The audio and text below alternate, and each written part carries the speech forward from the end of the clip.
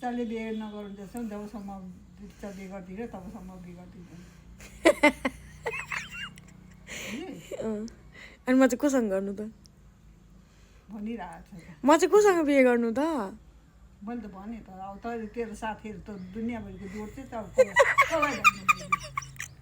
साथी जोडेको कि बोयफ्रेन्ड जोडेको त मैले? अहिले बोयफ्रेन्डै जोडेको हो नि त। आजदेखि होइन उहिलेदेखिको।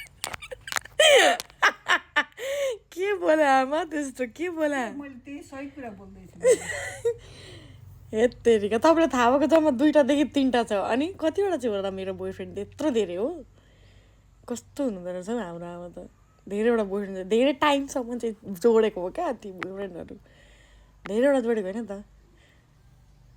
अनि कसरी भन्यो त त्यसले बिच्चाले बिहे नगर्नेसम्म म बिहे गर्दिनँ भनेर त? कसले भन्यो त्यस्तो चाहिँ तपाईँलाई? अठोट लिएर बसिरहेको छ। कसले सुनायो तपाईँलाई? सुनाएँ मैले त्यतैको मान्छेले बसेर एकदम 1 घन्टासम्म गफ गरेर बसेर भनेको अरे त्यसरी। कसलाई सुनाएको मलाई? कसले? त्यतैको मान्छेले।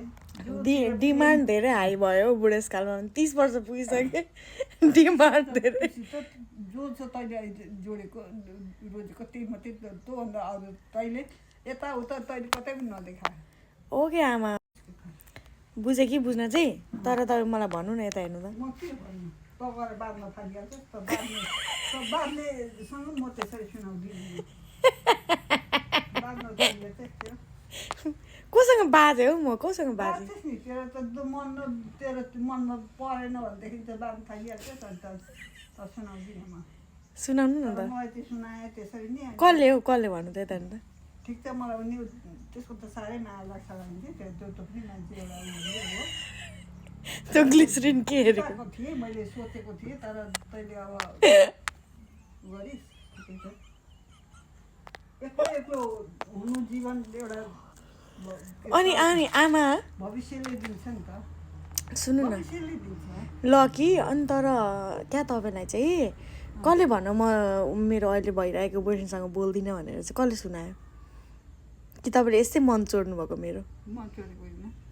के गरेको त? कसले भन्नु त?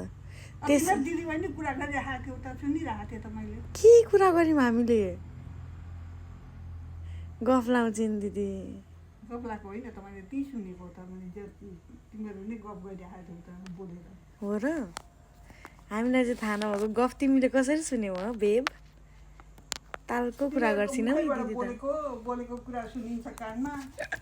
हाम्रो आमा त नि यति कान तिखो बुढेसकालमा पनि बुढो नदेखिने देखिन चाहिँ देखिने तर यस्तो दरी हुनुहुन्छ यति कुरा चाहिन्छ। मलाई आएर अघि अहिले भर्खरै के सोध्नु भएको के छ अनि काठमाडौँमा कल हुँदैछ कि छैन भनेर सोध्नुभयो। अनि किन र भनेर भने क्या छक्क पऱ्यो किन एक्कासी त्यस्तो भन्नुभयो भनेर भनेको त। अनि छैन अरे त भने अघि पनि बोलेको त भनेर भने। अनि मैले त त्यस्तो सुने त भनेर कुरा निकाल्नुहुन्छ आमा ल्याङ हान्छन्।